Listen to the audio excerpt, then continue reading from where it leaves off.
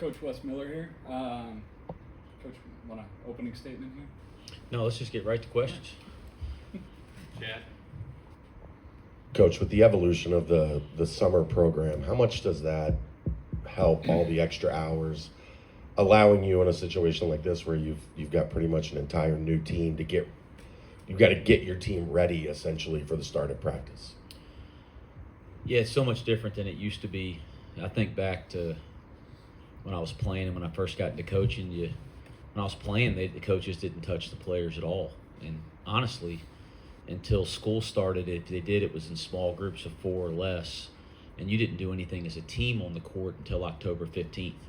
And I know that was a long time ago, but it wasn't that long ago. And so how that's evolved in the time that I've been in coaching until now is very significant. So we get the 4 hours a week in the summertime for 8 weeks. And we can use that however we want from a basketball perspective. We get that same 4 hours a week in the fall preseason until we start that official practice, which will be for us Monday. But we're going to have saved 4 hours for Sunday, so that type of thing. But so Sunday will be the first official practice for our program. But as it looks on the NCAA calendar, Monday will be practice 1 of 30. But practice 1 for us will be on Sunday. So anyway, yeah, it's changed a lot. I think how to use that time is something you think in a lot of depth about with the changing landscape. So, years ago we used to use the first 4 weeks primarily for skill development, and it was program-based skill development. Now you get into the team concepts much quicker, and I think that summertime and this fall period is so much more important for team development than maybe it was 5, 6, 7 years ago. Your personnel's changed a little bit from June to now.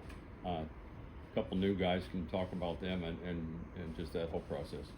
Yeah, you guys know the premium that there is on skill and shooting in our league, and Jordy Rodriguez has a reputation in Europe is one of the great shooters in his generation, or his age group, and playing for the Spanish national team. He's played minutes in the ACB league in the first division of Spain, which is one of the best professional leagues in the world. He's played very significant minutes in the second league in Spain, which is also a very well-respected level of basketball. And so he brings, obviously, skill and shooting, but he has a tremendous feel offensively as a player. Passes it well, moves without the ball really well, and he's got pretty good length and size for a guard at 6'7". And then the same thing with Lucas Atari. He's played professional basketball in Brazil.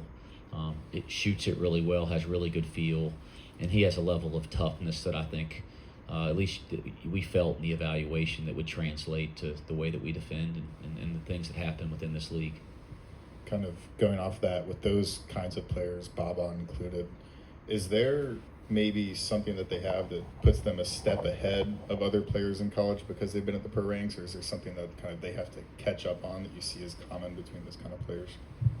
Yeah, there's going to be transition because of the style of play.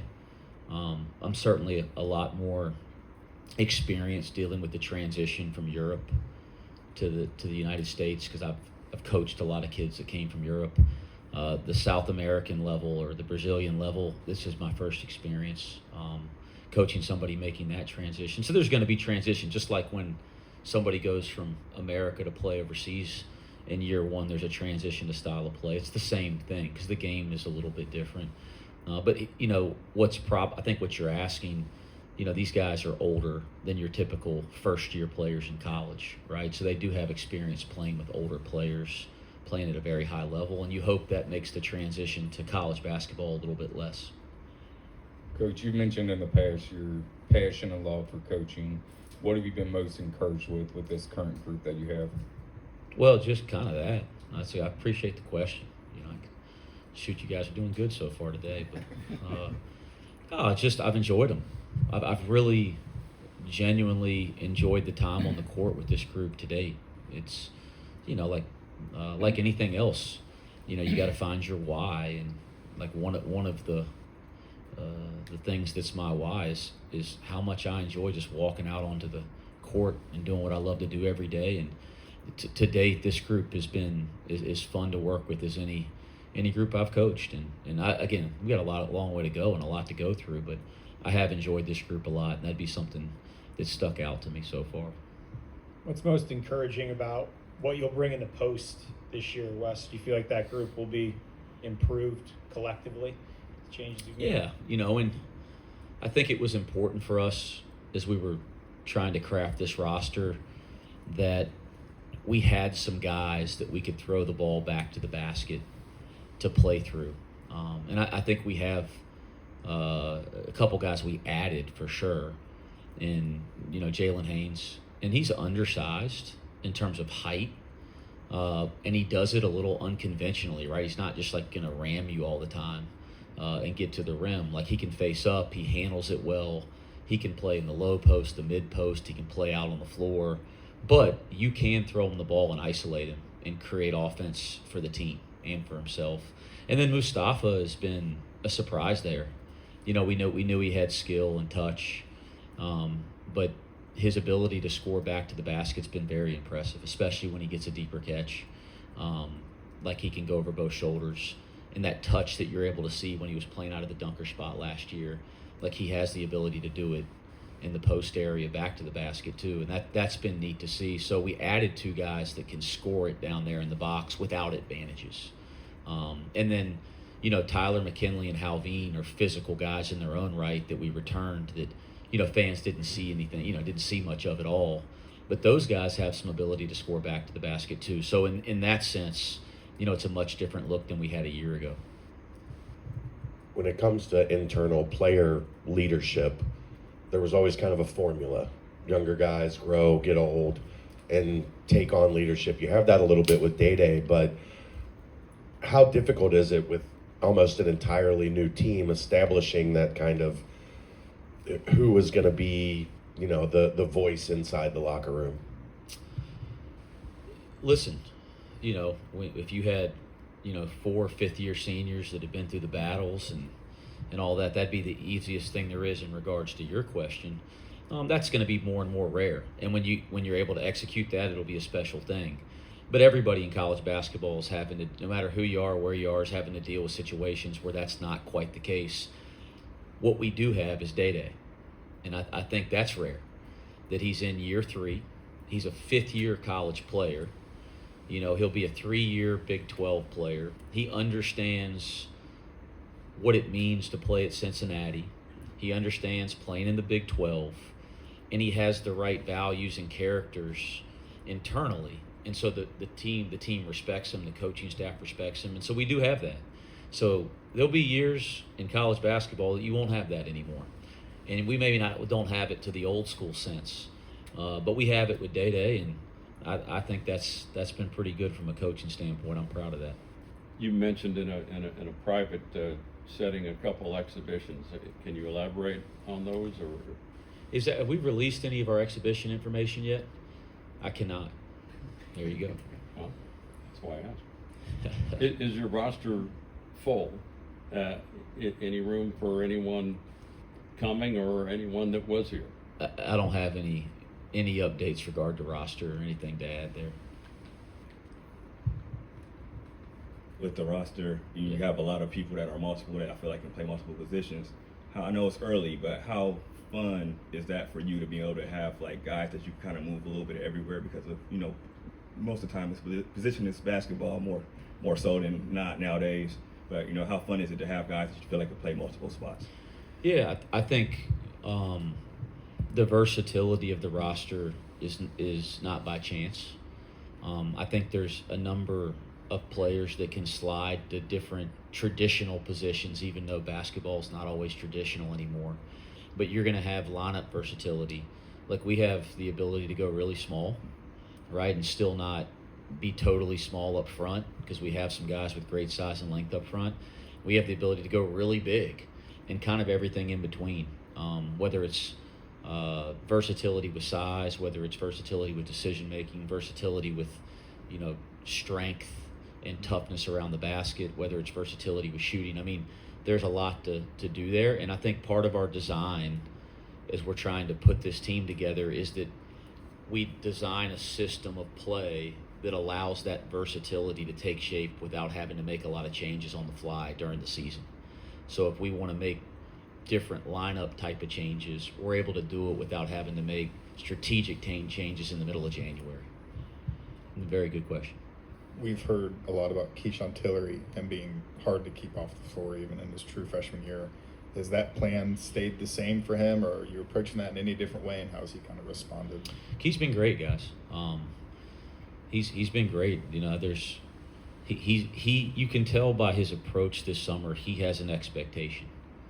You know, like sometimes the external expectations, I don't worry about that, don't think about it. It doesn't really cross my mind at all, but you can tell he has an expectation because of the way that he came in the door and approached our summer. And we did some things, we're doing some things week to week where we kind of evaluate their approach and some of the controllable aspects that I think really impact an organization's success. Like his grading in the summer was as good as anybody on our team. So certainly you guys know the abilities there, those of you that have had a chance to watch him at the grassroots level or the high school level. He had great moments this summer, and he's really had a nice work ethic and approach in the time he's been here. He's a freshman point guard. That's the most difficult position, I think, to transition from high school to college, and certainly now you're transitioning into the best league in America. So there's going to be some tough moments, but I have a ton of confidence that he can have a very successful freshman year here. You saw Chom twice last year. How relieving is it that he's in your colors now? That he's in my presence? In your colors, colors. on your team? Colors. Moo is such a fascinating player. And I think you look at our roster, guys, and it's easy to point to some of the experience. I mean, there's a lot of experience on the roster. Again, that's very much by design. There's still a ton of youth, too. Like, we got a nice little balance there. And Mustafa's supposed to be a freshman. Like, I don't think he gets enough credit for – he was supposed to go be in high school last year, and he classed up in the summer to go to school a year early. So he's playing as a high school freshman in the Big 12 last year and had relative levels of success.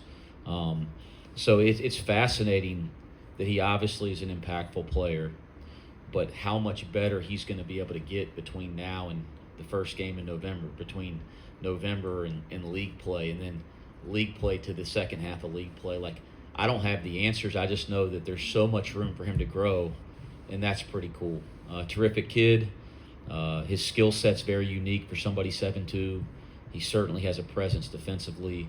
I think he thinks I'm crazy sometimes because I've been extremely demanding, but that's because I think he could be really special. Jalen Celestine's a guy that maybe hasn't been talked about much. What has he brought to this locker room and team, and how has having a veteran presence like him helped with that continued development of Sean Abayev? Yeah, Jalen, I joked with him today when I saw him in the cafeteria. I said he's the first player coach since Bill Russell that I know about, and I'm just kind of giving him a hard time because sometimes I look at him and think that he's 35 years old or something, but I'm just halfway joking. Listen, he has a tremendous social awareness about him, and he's a very genuine person, a very mature person, and you can see that everybody gravitates to him. Like, he's got a great way about him with people, as I just mentioned. He has great perspective. Like, think of the time he spent at Cal, the time he was at Baylor. He's been through a little bit with injuries and things, and he's got a great perspective with everybody he interacts with. And you can tell that he's a guy that's going to get along with everybody on the team and in his own right have leadership because of his experience. So, again, I thought the combination of experience, high-achieving character, competitive edge, and then making sure that we also sprinkled in some other qualities with some of these young guys, I thought was really important, and the experience side for him was really big for us. With Baba Miller, how unique is his size, length, ability, at 6'11", to help you out from multiple different spots, and getting to go over and watch him with the Spanish national team? Did you maybe pick up some ideas on, ways that he can be effective? Yeah, it's a great question. So I felt like going that week we were off. The first week of August is usually a vacation week in coaching. I think if you look at most coaches, like wedding anniversaries, they're all in that, first 10 days of August. It's probably one of the only slow times that's left in our profession. But with Baba playing for the national team, I thought it was a great opportunity for two things, Chad. One, to go meet his family, because I wasn't able to meet them in the recruiting process. They were over in Spain. And then two, to watch him in a different environment, and an environment that I have a great respect for. The head of the Spanish National Federation and coach, Sergio Scariolo, is somebody that I've always admired as a coach. I consider him a friend. He's always been very good to me. So I was able to go watch Baba be around one of the great coaches in our sport, and give some access and that kind of thing. So it was better than any vacation.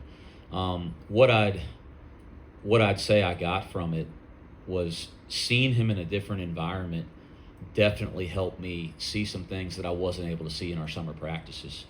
The other thing gave me confidence that our summer practices were good for our team, because he looked better in that environment than he did in our summer practices. And I thought our practices gave him confidence because it was hard in practice. And then he went over there and played against, and the games he was playing, there was other NBA players playing in those games. And he was playing against old professional players, senior national team players, and he did well. So I got a lot out of it. It energized me, and I think it helped me see him in a different light. So that ended up being a really good choice. I'm curious, could be a obvious question, but you have Sean Abayev coming in, high-powered offensive guy, Sincere Harris, one of the better defenders in the country.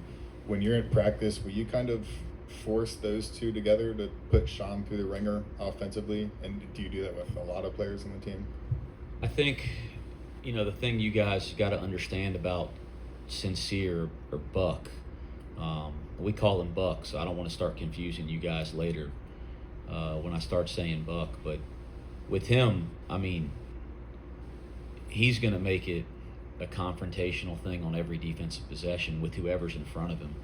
Not in a negative way, like he's wired that way. He is uber competitive, uber edgy on that end of the floor, and talented there. And so that's not by some like coaching design, but he's going to do that with everybody he matches up with. And so that's been good for our whole team and our whole roster.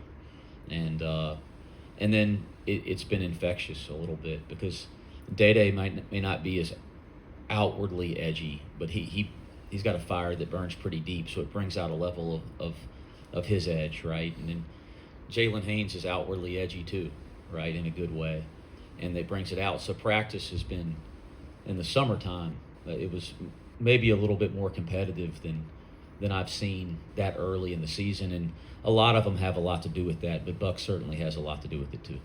Have you seen the value of Kirk Carissa, and is he the funniest guy on the team? Value, yeah. We've talked, again, we haven't gone up and down the whole roster, but I think I mentioned earlier about the value of guys with experience, and what they can bring to this team. And Kerr brings that more than anybody, right? He's played on a top 5 team in the country as a key player. This is, his last year of college basketball. He's experienced quite a bit. We talked about Jalen Celestine. Kerr's experienced even more. And so his value is very, very significant to this team in a lot of different ways. And then on the court, his ability to advance the ball and get the ball out of his hands and make others better, it's been infectious. So some of the passing that we've seen in our summer practices and some of these fall settings that we've had the last couple of weeks, like the passing has been significant, and I think some of that is Kerr's really set a tone with how we're going to share the ball. For the guys you're bringing in, you've coached against before, how much has that helped with how you approach their development this offseason? I've coached against the Kirk Carissa, Sincere. How much has that helped with how you approach their development this offseason and how you use them within your own system? Yeah, I think you're always looking in these short windows of recruitment in the spring portal. you know, you're trying to put a microscope in a short period of time to come up with very crucial decisions in recruiting. And this isn't the only way to have confidence, but when you've coached against somebody, especially within the league, multiple times, you've really broken their games down, and then you've seen it live. So that gives you some sense of security about who you're getting and what they can and can't do, right? Or what their limitations or strengths are. It's not the only way. There's lots of other ways to get that information. So yeah, it's one. I think when you see guys transferring within leagues, a lot of it is because coaches have, a very strong opinion about what that player is because they've played against him or coached against him so much. That's an edge in one sense, and I'm sure there's other ways to get that without, maybe you recruited them in high school for a couple of years, or, maybe you played against them in a non-conference situation. But yeah, that's different than just watching synergy, right? When you've actually seen a guy up live and personal, up close, live and personal. Thanks, Coach. That's it? Coach, All right. and Coach.